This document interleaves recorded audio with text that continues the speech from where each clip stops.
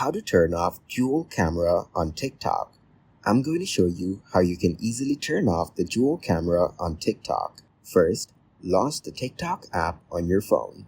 Tap the plus icon at the bottom of the screen to create a new video. On the right side of the screen, you will see various icons for different camera effects. Now look for the dual camera option. If the dual camera is active, there should be an icon for it. Then, tap this icon to toggle it off. You can switch between the front and rear cameras by tapping the flip camera icon if you want to use just one camera. Once the dual camera is off, start recording your video as usual.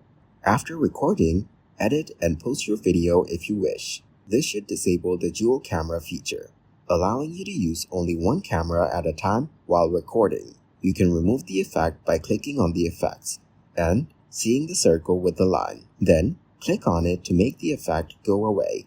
Also, you can remove the filter by clicking on the icon that says I do not want it.